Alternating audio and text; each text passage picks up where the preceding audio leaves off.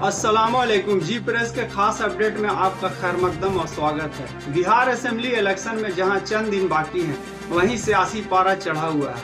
इस इलेक्शन में जहां कांग्रेस वोट चोर गद्दी छोड़ के नारे से शुरुआत की, तो बीजेपी अपनी नफरती एजेंडा, फसाद, नफरत, दंगे के एजेंडों के सहारे मैदान में कूदी।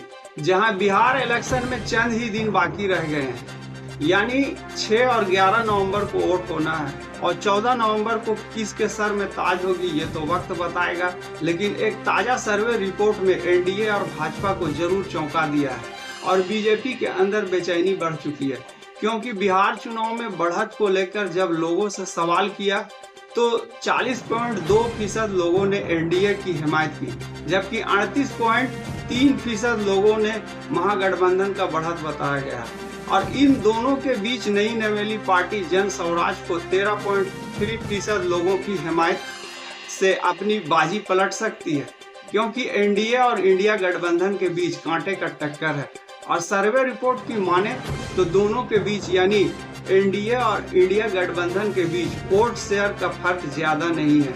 मैं हूं रजी अहमद, आप देख रहे हैं जी प्रेस। वीडियो को लाइक करें और मेरे चैनल को सब्सक्राइब करें। इस बीच कांग्रेस अपनी ताकत झोंकते हुए बिहार में इलेक्शन की सरगर्मियां तेज हो गई है। कांग्रेस लीडर राहुल गांधी ने कहा भाजपा वोट चोरी कर रही है। बीजेपी महाराष्ट्र और हरियाणा में वोट चोरी करके सरकार बनाई और अब बिहार में वोट चोरी करने की कोशिश कर रही है। राहुल गांधी ने कहा यही वजह है कि हमने मतदाता अधिकार यात्रा की। बीजेपी आखिरी वक्त में वोट चुराने की कोशिश करेगी। राहुल गांधी ने कहा आपको पोलिंग बूथ पर खड़े होकर देखनी चाहिए और वोट चोरी को रोकनी चाहिए।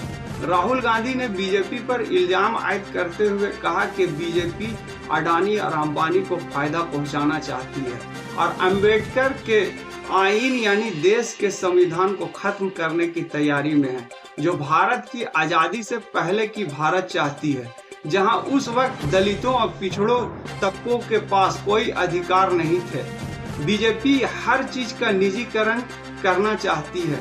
इस बीच राजद नेता तेजस्वी यादव ने महागठबंधन के सरकार बन जाने पर कई नायब वजीर आला बनाने का ऐलान किया है, जो मुख्तलिफ तबकों से ये नायब वजीर आला होंगे।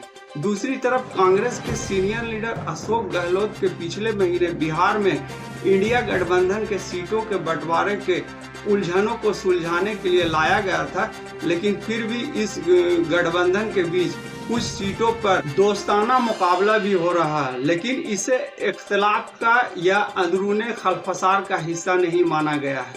बिहार में 243 सीटों वाली विधानसभा इलेक्शन के लिए मंच तैयार है। इलेक्शन 4 नवंबर और 11 नवंबर को होगा और वोटों का नतीजा 14 नवंबर को आएगा। इस दरमियान एक बुरी खबर यह है कि आंध्र प्रदेश के श्रीकाकुलम जिले में एक अफसोसनाक वाक़ा पेश आया है। वेंकटेश्वर स्वामी मंदिर में भगदड़ से 9 लोग मारे गए हैं। इतलात के मुताबिक मंदिर के अहाते में दाखिली दरवाजे के करीब अचानक भीड़ बढ़ जाने के कारण ये भगदड़ हो गई। इसमें 9 लोग मारे गए हैं। अब तक के लिए इतना ही। वीडियो को लाइक करें और मेरे चैनल को सब्सक्राइब करें। अल्लाह निगहबान।